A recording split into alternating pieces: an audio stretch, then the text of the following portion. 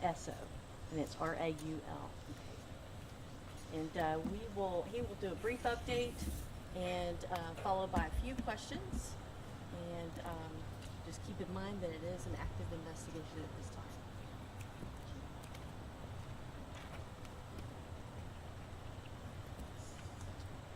Good afternoon, everybody. I'm here to provide an update on a shooting that occurred at Maris Avenue.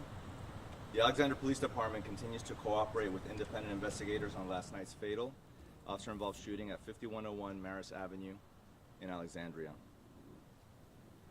APD officers responded at approximately 10:46 p.m. to a 911 call from a man asking police to check on the well-being of one of his co-workers. The caller stated his co-worker had made very concerning statements about harming himself and advised he was armed with at least 2 guns. Officers, including those with specialized crisis intervention training and negotiations training, responded within 3 minutes of the call and located the man. The man exited his apartment holding a gun. The officers negotiated with the armed man for more than 35 minutes, all the while attempting to de-escalate the situation. Through the course of the negotiation, the officers pleaded with the man numerous times to drop his weapon. In response to a threatening action, at approximately 11:21 p.m., one APD officer discharged their service weapon, striking the man. The man who was holding the gun, described as a white male in his 60s, was pronounced deceased on the scene. No other weapons were discharged, including the man's gun. Investigators are withholding the man's name pending notification of next of kin. The APD officer involved is a 9-year veteran and current member of the department's Special Operations Team.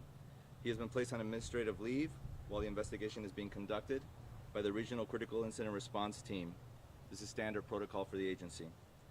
The officer's name is not being released at this time, as we are in early stages of the investigation.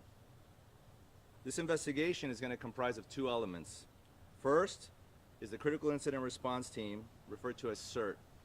They conduct a criminal investigation, including the officer's use of force. Following this, the APD Office of Professional Responsibility will conduct an administrative inquiry into the officer's actions, the response as it pertains to policy, protocols, applicable laws that relate to the officers and how they conduct themselves, and that entire process is going to be monitored by the Office of Alexandria's Independent Policing Auditor. This is a group independent of the police department, established by City Council, that will watch the investigation from start to finish, report back to Council and to the Independent Policing Review Board. That's going to provide transparency and constant communication. A little bit about CIRT. CIRT, which is the Critical Incident Response Team, handling this investigation from a criminal standpoint and use of force perspective, was established by Northern Virginia localities in 2021 to investigate critical incidents involving law enforcement officers. Alexandria participates in this. At the completion of its investigation, the CIRT may present evidence to the Commonwealth Attorney's Office or other prosecuting authority for review. The Alexandria Independent Policing Auditor was also at the scene, like I mentioned. They will also provide their report to City Council and the Independent Policing Review Board. Again, this is an ongoing investigation. Further updates will be made available as the investigation progresses.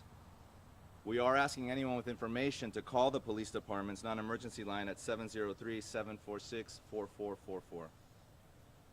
Yes. Chief, when you say threatening action, can you describe what that threatening action was? I cannot at this time.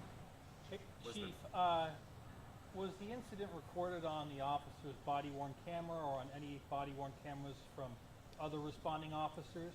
Officers on the scene were equipped with body-worn camera, and those body-worn camera were activated. Have you reviewed that video? I have reviewed that video. So then you've seen what the individual did, I guess, that led in the moments. I can't get into details of what was seen on the body-worn camera. That's all under investigation. But, I mean, did he lift the gun and point it at an officer? I cannot get into details about that. Why not?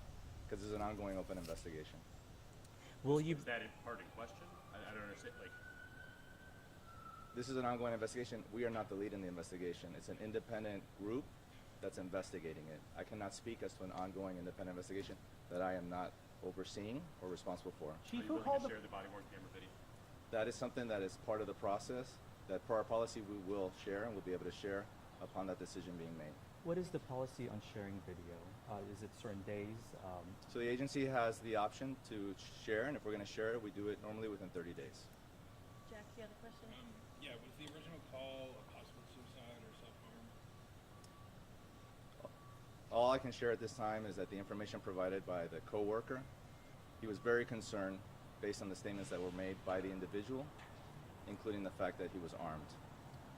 Chief, we've done extensive stories on Alexandria's co-response program. I understand that the crisis intervention officer showed up. Was there a mental health clinician on this call as well? No, there was not a mental health clinician on this call. Those officers were not working at the time. Even if they had been working, the moment that that individual presented with a firearm in their hand, that clinician would not have remained in immediate presence of that individual. Chief, did the person who was shot threaten anyone else at any time? What I can tell you is this individual was holding a firearm in an occupied apartment building in very close proximity to multiple apartment doorways and several officers. By the In time, the stairwell. In the stairwell of the building. Inside there's a stairwell landing as you exit the apartment, and that's where this all took place. The general area where it took place. and Chief, but how many officers are involved in the response? We had a total of 7 officers. That includes supervisors. by the time officers arrived, they found him already holding the gun. The individual exited the apartment holding the gun. Was a mental health professional on site involved in the call? No, there was no mental health. There was no mental health professional working at that time. There were officers that are trained in handling those situations on scene. Was the coworker on site? No, this was a 911 call. Chief, when do you anticipate releasing the identity of the person who was shot?